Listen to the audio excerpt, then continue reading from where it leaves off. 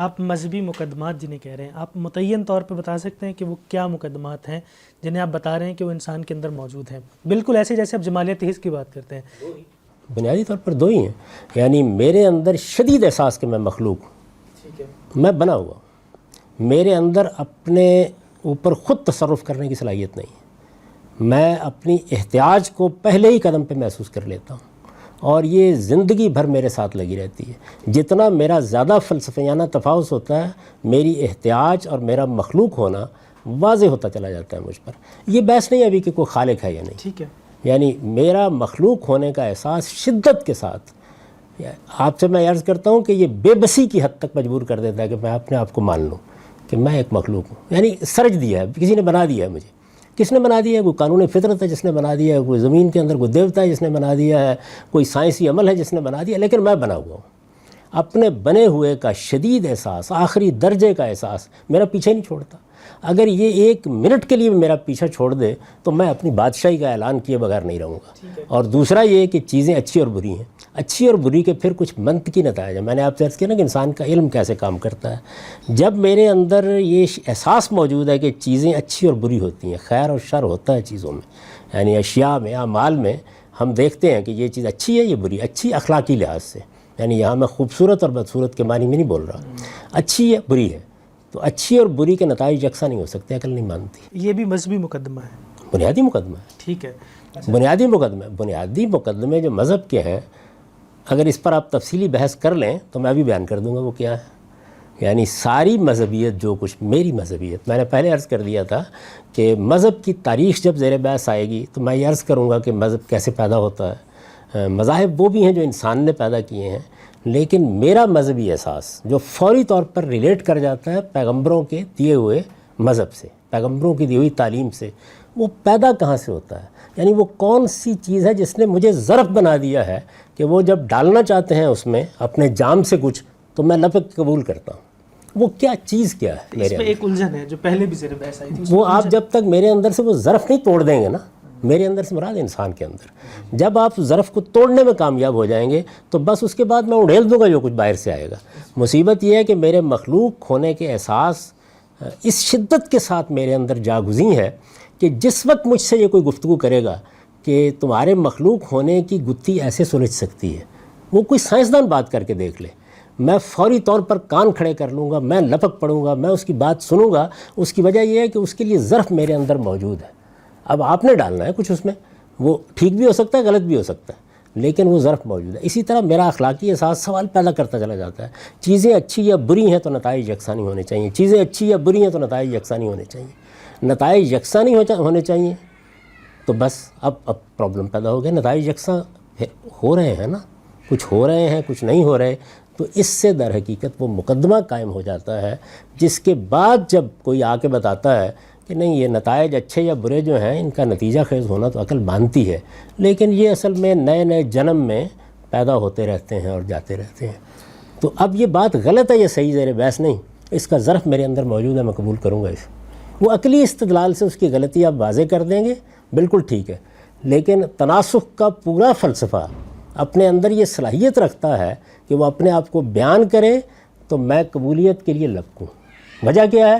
وجہ یہ ہے کہ داعیات میرے اندر موجود ہیں۔ یہ جو داعیات آپ نے بتائے ہیں، یہ جو دو احساس یا بنیادی مقدمات بتائے ہیں، ایک مخلوق ہونا اور دوسرا خیر و شر کا احساس، یعنی اصل میں مذہب میرے لیے ریلیونٹ یہاں سے ہوتا ہے، یہ نہیں کہ مذہب یہاں سے پیدا ہوتا ہے، ٹھیک ہے، میرے لیے مذہب مسئلہ یہاں سے یہی ریلیونس میتھولوجی میں بھی تھی، وہاں پہ بھی یہی دونوں احساس کارگر تھے، وہاں پہ بھی مخلوق ہونے کا احساس اور خیر اور شر کا احساس موجود تھا، اور اسی پہ ساری میتھولوجی ڈیولپ ہو رہی تھی۔ تو آپ مذہب کے مقدمات کو یہ اساطیر سے الگ کس طرح کریں گے؟ یہ تو بات کا مسئلہ کیسے الگ کریں گے؟ پہلا سوال تو یہ ہے کہ میرے اندر وہ چیز موجود ہے کہ کوئی میتھولوجی بھی آپ بنا کر رہیں گے تو اسی وجہ سے میرے لیے قابل اعتنا ہو جائے گی کہ میں ان احساسات سے مالا مال ہوں۔ اس وقت میں صرف یہ عرض کر رہا ہوں، یہ جو کمزوری کا احساس کر رہا ہوں کہ باہر سے آنے والی کوئی چیز بھی اس وقت تک میرے ساتھ اپنا تعلق پیدا نہیں کر سکتی، ریلیونس پیدا نہیں کر سکتی جب تک کہ اس کے محکم ترین بنیادی داعیات میرے اندر موجود نہ ہوں۔ یہ ہو نہیں سکتا۔ ایسا نہیں ہے سر کہ یہ کمزوری کو آپ انسان کی کمزوری کہہ لیں یا اس کی خواہشات کا زیادہ ہونا لیکن کیپیبلٹیز کا اسکلس کا کم ہونا, اس چیز کو ہم خالق اور مخلوق والے احساس کی طرح سے تعبیر کرتے ہیں. لیٹ سپوز کہ ہم پرندوں کو اڑتا تو دیکھتا ہے انسان, لیکن اڑ نہیں پاتا, تو وہ کہتے ہیں کہ اس کو اڑنے والا کسی نے بنایا اور مجھے زمین پہ چلنے والا کسی نے بنایا ہے. کسی نے بنایا اصل میں mortality یا death کے experience سے بہت بحث نہیں, کسی نے بنایا. ابھی تو میرے احساس کی یہ طاقت ہے جو مجھے مجبور کر رہی ہے سوچنے پہ کہ میں مخلوق ہوں. یعنی میرے خلق کا مقدمہ اگر میرے اندر سے حل ہو جائے تو بس بات ختم ہو گئی. تو میں تو صرف ابھی گزارش کر رہا ہوں کہ انسان کے اندر وہ ظرف کیسے پیدا ہوا ہے جس میں اب ساقی نے کوئی جام آ کے تاریخ میں پیچھے جا کے اس ظرف کا مطالعہ کرنا چاہیے آپ کو. اگر آپ کا یہ اگر مقدمہ ہے تو میں یہ چاہوں گا کہ آپ مجھے پیچھے لے جا کے تاریخ میں دکھائیں کہ دیکھیں انسان آج سے ہزاروں سال پہلے اسی ظرف کے ساتھ موجود تھے اور یہ معاملات ایسے ہوتے رہے. کیونکہ اگر ایسا تھا تو بہت سارے دوسرے مذاہب جو ہیں جن کے اندر نہ خدا کی بحث ہے نہ خیر و شر کے معاملات ہیں, صرف کوئی ایک خاص تصوف پایا جاتا ہے بس. یعنی وہاں پہ یہ وہ کیسے پیدا ہو رہے ہیں, کیوں پیدا ہو رہے ہیں. اور سائنس کا بنیادی مقدمہ ہے کہ اینیمزم جو ہے ضرور بحث کریں گے. ہو سکتا ہے کہ آپ نے ایک بالکل ہی دوسری چیز کو مذہب کا نام دے دیا ہو. ٹھیک ہے, یعنی میں تو اس مذہب کی بات کر رہا ہوں جو میرے ساتھ تعلق پیدا کرتا ہے.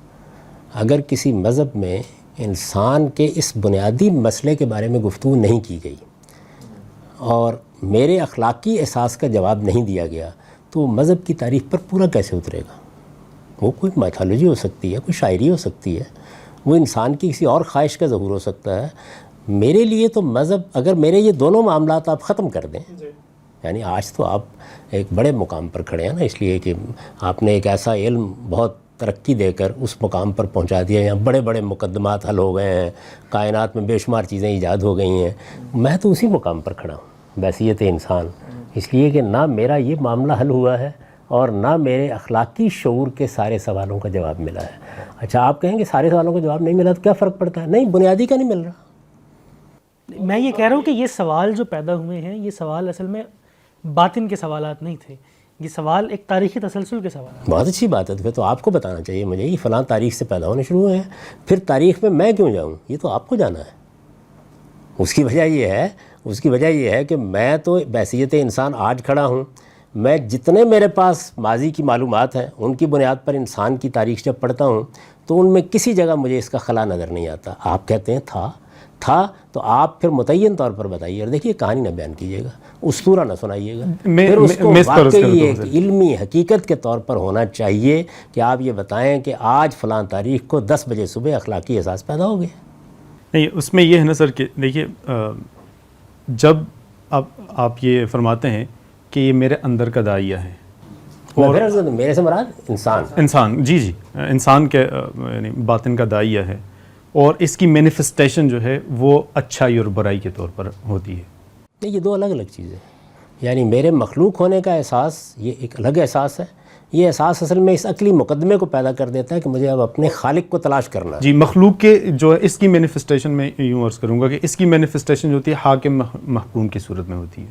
یعنی اس کے ساتھ جو جڑا ہوا احساس ہے وہ یہ ہے کہ مذہب مجھے لازماً سرویلٹی کا, ہیوملٹی کا ایک جو ہے نا وہ تاثر اور وہ ایک احساس میرے اندر ابھارتے اور وہ میرے اندر ہونا چاہیے. یہاں آپ اصل میں آرگنائزڈ ریلیجنز جو ہے نا, مختلف مذہب جو بن گئے ہیں, اب آپ ان کے مقدمات پیش کر. اصل میں اس کی جسٹیفیکیشن نہیں ہو رہی نا, کس کی جسٹیفیکیشن کہاں سے لیں گے ہم؟ جسٹیفیکیشن آپ کو اس کی کرنے کا تو بھی مرحلہ نہیں آیا کہ کون سا مذہب کی کون سی تعبیر, جو مذاہب اس وقت موجود ہے کیا ماضی کا کوئی مذہب, کیا مستقبل کا کوئی مذہب.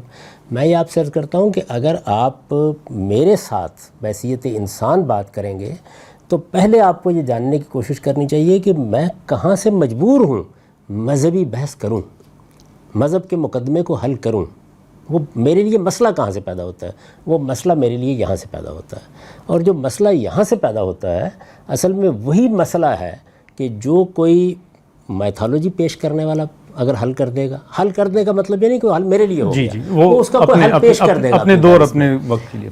کوئی پیغمبر جو اپنے آپ کو کہتے ہیں وہ یہ بات کر دے گا تو میرے متوجہ ہونے کا باعث یہ چیز ہوتی ہے. کوئی بھی شخص آئے. اچھا, سائنس بھی جب اس مسئلے پر گفتگو کرتی ہے سب سے بڑی خبر بن جاتی ہے. آپ یہ دیکھیے کہ جس وقت میرے اخلاقی احساس کے پیدا ہونے پر گفتگو کی جائے گی، یا مجھے بتایا جائے گا یہ کیسے پیدا ہوتا ہے، یا یہ بتایا جائے گا کہ اس کے مقدمات کی نوعیت کیا ہے، اس میں ہر آنے والا انکشاف دنیا کی سب سے بڑی خبر ہوگی۔ یہی صورتحال میرے مخلوق ہونے کے احساس کی ہے۔